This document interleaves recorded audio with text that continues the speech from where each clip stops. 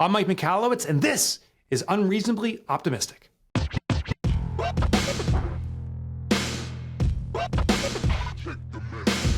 All right, so All In's the new book. What's the count? What's the total book count now? You mean in circulation? No. Like this is This is your book. I've written 10 books. 10 books. 10 books. Yeah. And then this one, I thought you meant this. This has 9,000 out there of the first month. So it's awesome. I love your content. I've read a good number of the books, and there's so much good information in it. And this is a really timely one for me because I've got change going on in my agency right now. Important people that are moving on to other things in their lives. And so this was like a very timely listen for me. And I have tons of notes that I wrote down about it. But I'm going to let you kind of tell us a little bit about the structure of what made you write this book. And then, you mentioned the FASSO model. Why don't we kind of talk about that? So what got us there, and then talk about FASSO? This book specifically came about pre-COVID. So to give context, it takes me about 5 years of addressing a concept, research, testing, and so forth, to finally writing it and making it published. I work on many books at the same time, so I don't roll out a book every 5 years. It's not one after the other. I'm running books in parallel and doing research and testing on my own businesses. Pre-COVID, I was getting emails and calls from readers saying, hey, I'm doing Profit First, or I did another one of your books, and it's serving me. But the challenge I have now, and that's what I'm looking for, that line. They said, but the challenge I'm having now, I can't hire people, or the people I hire aren't performing well. I wish they'd act like owners. There's a lot of this stuff about recruiting, retaining, and raising the bar. So I was like, okay. So I start researching. I own a few businesses, and we start testing stuff out. Like, oh, these are really interesting findings. And then COVID hits. And what was so interesting about COVID, Gayle, is that what was before a desire now became a demand. So I desired to work from home. That'd be cool. Now I expect that. I desired flexibility. Now that's a requirement. And we saw this instant shift. So the workforce and their expectations radically shifted. So All In went double speed then, and we started testing stuff out in this new work environment and found extraordinary success. All In is rooted on a foundational formula I use over and over again. And what it is, I call it a DMO. And what DMO stands for is desire, method, and outcome. And what I noticed is in any of my research, I first ask, what is the desire that I or other entrepreneurs have? I'll give Profit First as an example. I talk to entrepreneurs. I say, what do you want out of your business? They say, I want to be financially free. Other things too, but that's the primary one. Okay, there's a desire. Then what's the method you follow? They say, well, I have revenue, I subtract expenses, and what's left over is profit. Okay. What's the outcome?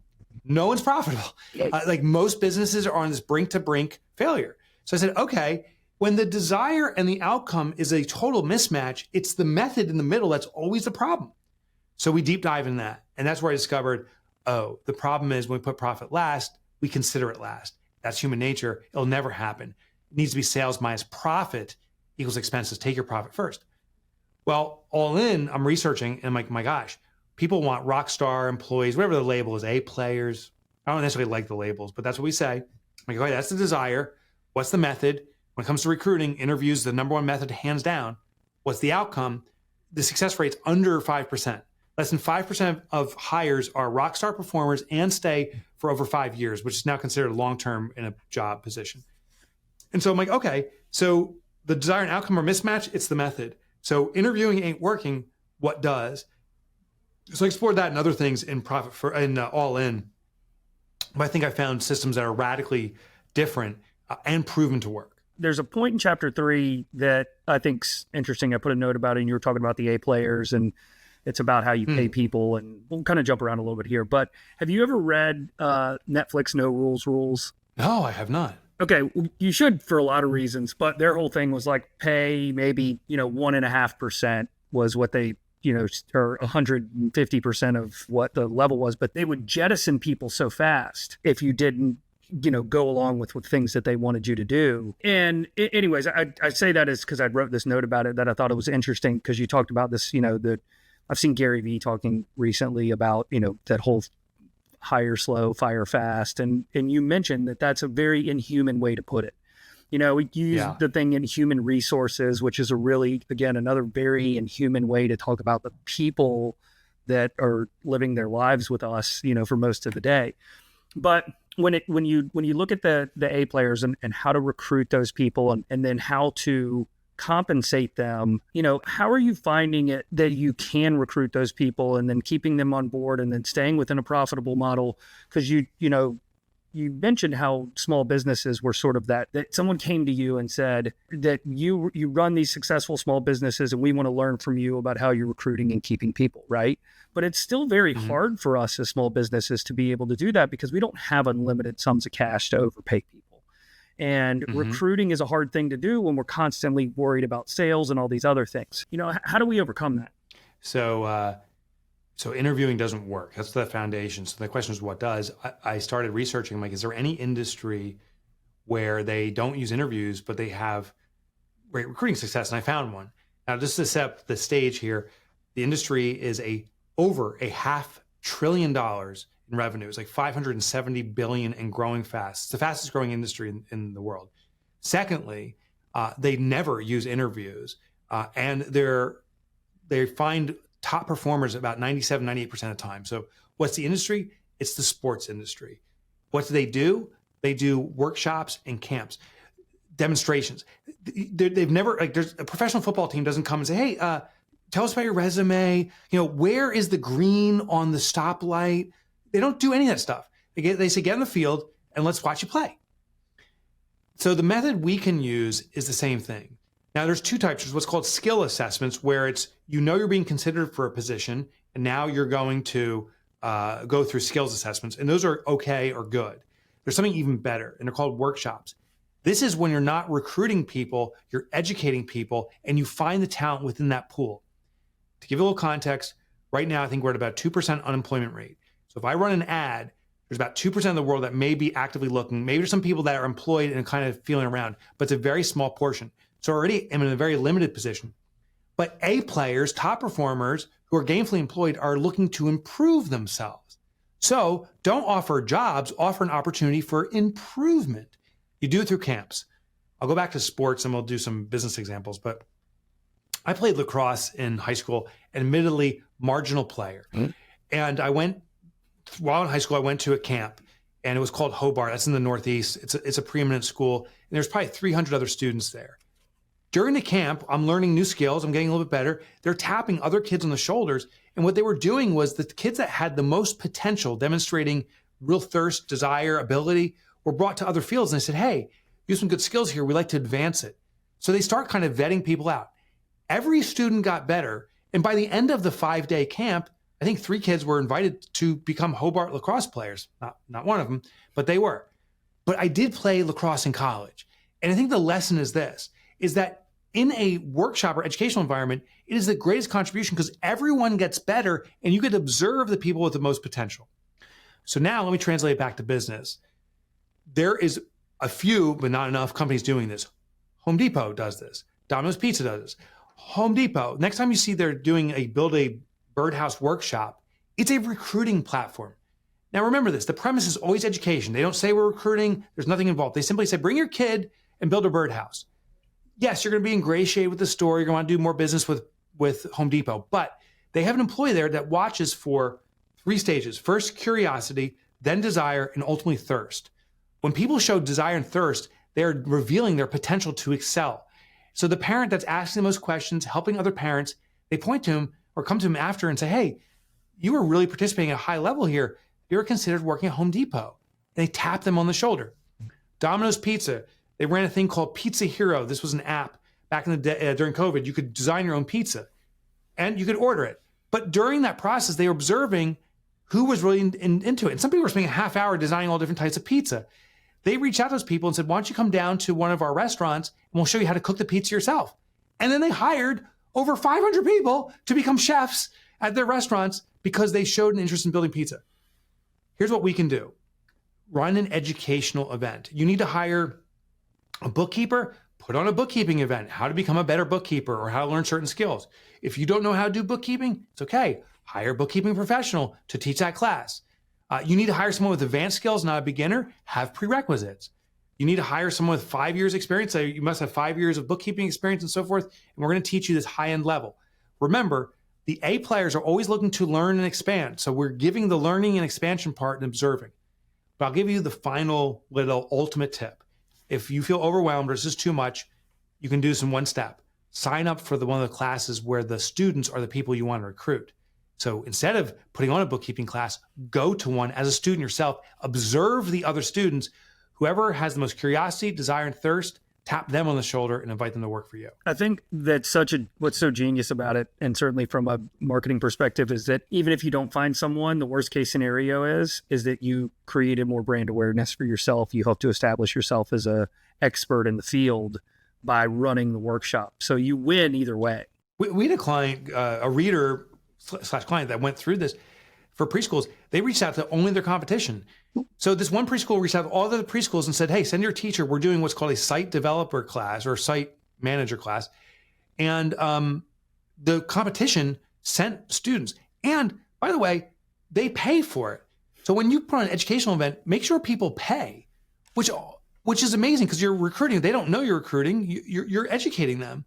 And when people pay, they'll vet themselves out with real interest. So if they're willing to depart with money, they really care about learning.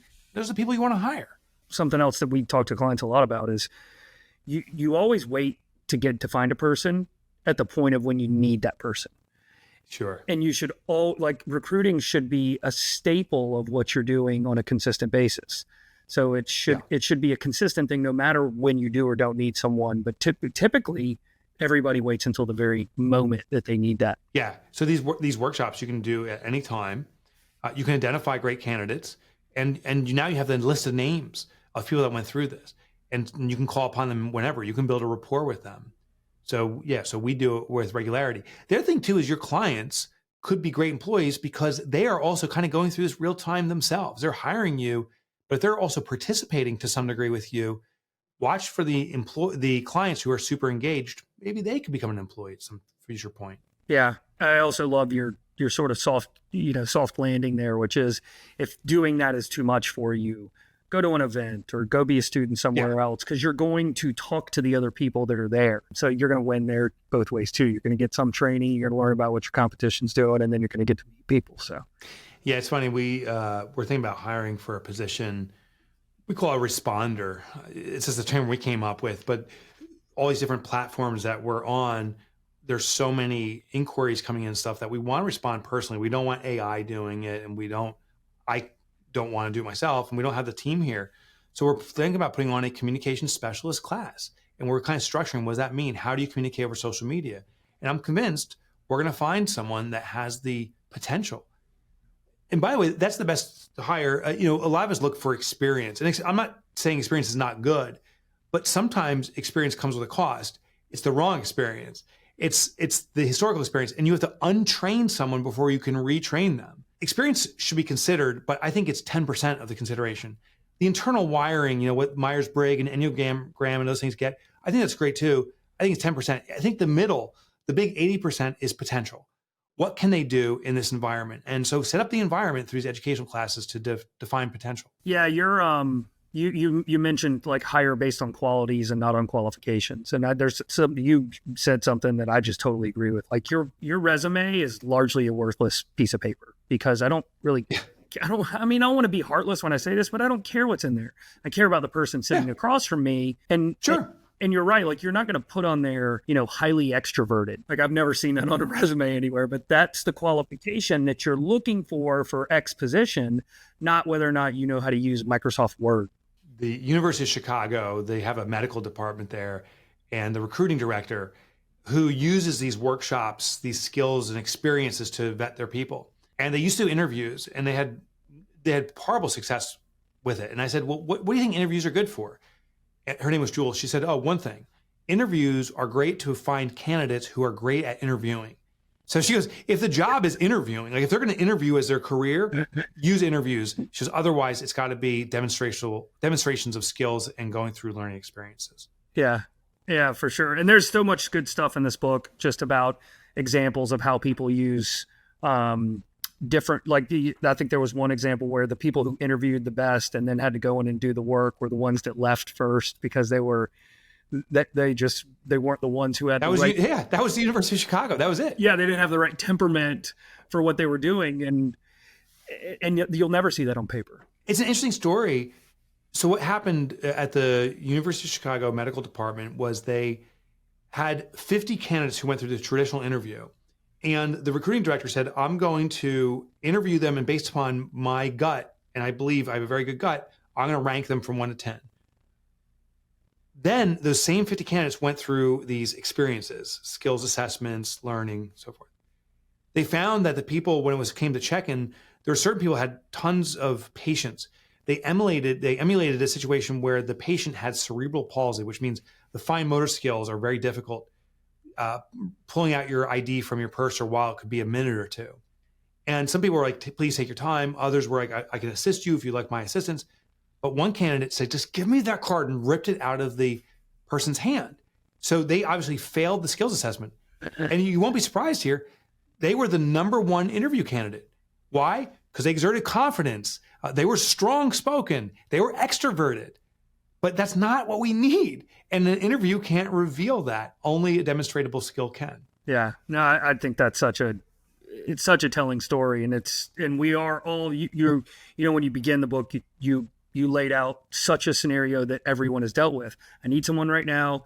Okay, you look really good on paper. You have a suit on. It says you're bilingual. Right. Let's go. Here's your stuff. Go to work. And we've all done that. Like every single one of us, send them out into the wild, and you know how that one turns out. It does not turn out pretty. Not at all. So, well, let's do this. I want to talk about the foundation of the book, which is FASSO. And I'd love for you to kind of take us through the acronym and what it means. And because I think that's the basis of what is all in there. That's important.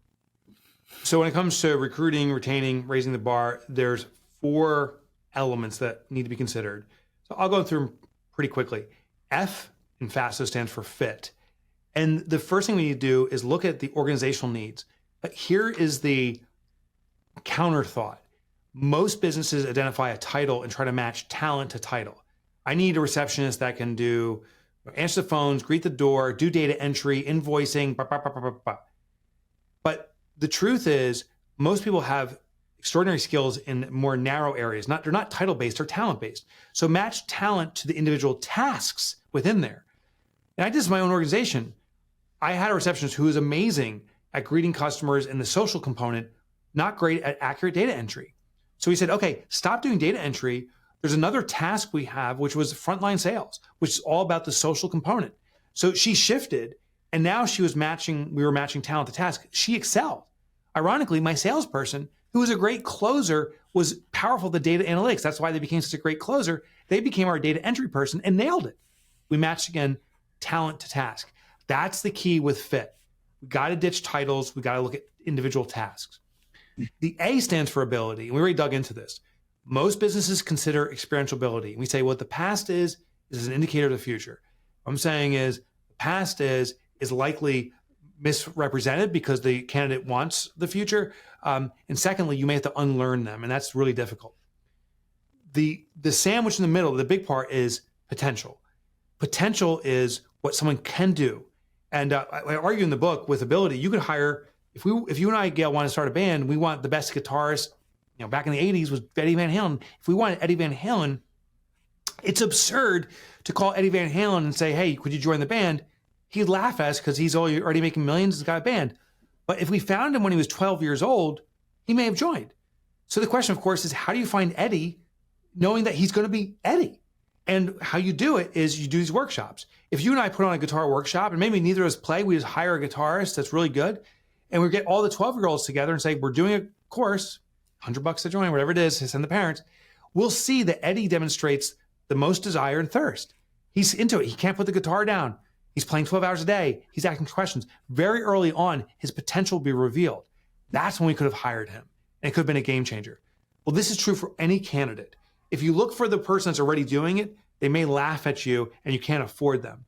We want to look for people with the potential, and it's so easy to find if we do these camps. The S stands for safety. we have to have an environment that people feel safe. There's multiple versions. There's physical safety, which ironically, even nowadays, some companies don't have it, including my own. I ran a survey of my team, anonymous, and said, how safe do you feel in an environment here? And they said, yeah, everything's great, except for the alleyway. Right on the side of our building here is an alleyway. And they said, it's pitch black. It gets dark around 5, 6 o'clock at night in the winter here. So when you're leaving to go to your car down the alleyway, it's pitch black. They said, starting around 2 or 3 in the afternoon, I'm getting nervous about heading home and going down the dark alleyway. So we lit the alleyway. It was that simple. And people are like, okay, I can see, I feel safe. So physical safety is part of it, but that's only one component. There's what's called relational safety. How do I feel with my colleagues? Emotional safety. Can I reveal my true self? And the leader has to be one who facilitates that. I have to be the one who has to be human to encourage other people to be human. I'm the one who has to invite or expose my own flaws so other people feel comfortable doing the same. You have to invite the team in by being the leader in humility. That's the safety component. And without it, no one can be their true full selves. You can't get top performance unless we feel safe. And the last part is the O, which stands for ownership. And what I discovered, to me, this was the ultimate discovery for me, was this, that if we want our employees to act like owners, we must give them what's called psychological ownership, the feeling of ownership, which is different than legal ownership. Many businesses have tried ESOPs. You get now own piece of the company, and it's flopped because it's caused entitlement. I own a piece of the company. Hey, you owe me, Gayle. I got a piece of the pie now. Where's my cash? But when we have psychological ownership, we contribute. And what's psychological ownership? It's the feeling of control. I have authority. I can put in direction. Personalization. I can make it my own. And the ability to know it intimately. So the classic example is a car. My car, I own my car. I'm doing air quotes because I actually don't own it. The bank owns it. I'm doing my installments. But I feel I own it because I can personalize it. I can program the radio stations the way I want to. I put bumper stickers on it if I want to. I park it where I want to. And I know it intimately. I know what every bell and whistle is. So I have control, the ability to personalize. So for our colleagues, we must give them the ability to control the outcomes. What do you want to achieve in your role? How are you going to get there? You have the authority to do it. You don't have to work within these micro environments of command and control. Secondly, you can personalize it. How do you make it your own? Give your own flavor and give them intimate knowledge. And that gives people a sense of ownership without legally even owning it, and they'll perform at a higher level. There's a couple things in here, and we'll come back to it. One is, when you put the lights on, is that when you found the bird poop that was outside there too, or did that come exactly before? It. So that was a second safety concern. There's pigeon turds everywhere. So now we have a weekly. I want to put up these things to prevent the pigeons, but the town's not so happy. But where that was the other dangerous part. Yeah, that's right. Now we can see where we're going to slip and fall. It's so. Going back to Clockwork too, and you were talking about when you hire people and what you're hiring for, I think when you follow that framework, what it allows you to do is create processes around the positions, which means you're no longer having to go hire someone who's got this skill set to come in and fix this for you. That's right. You can hire someone with that quality and plug them into the process, which kind of gives them the ability to be that best version of themselves, where you're focusing on the fit, right, for that particular person. And I like how those two things pair together really well. Well, what I was going to say is with Clockwork, what we found is that when I assign, here's your new field of responsibility, I want you to own this, I give them a best practice. But then, usually within a few weeks, depends on the task, I tell them, how do you want to teach this? What are your innovations? And they record a video. At the end of the day, they say the best student's always a teacher. So I know when someone can teach the process, they've mastered it. But it also invokes psychological ownership because they're the ones who created this new process. So they're more invested in it. Another thing in that whole idea, which all these things are sort of intertwined a little bit, right? But one of the things I really liked is how you broke down Kelsey's position as the example in there about what her qualities were, her earned qualifications, the qualifications she came with. And that's how you were able to identify the person that was going to be best fit to fill that position when she took on new responsibilities. What we did with Kelsey, to your point, Gayle, is we broke down all the individual tasks, and then we started saying, where can we fill in talent to match these tasks? As opposed to saying, I need another Kelsey, which is a whole suite of things, we now have 3 people filling in parts of that, all at high levels. And that's the key, break down the tasks. Yep. I appreciate you giving me the 30 minutes that we had. This was great. I really enjoyed it. And keep writing books for us. But keep spreading the good word on entrepreneurship. All right? All right, man. Be good. Thank you. Thanks. You too. Bye. Bye-bye.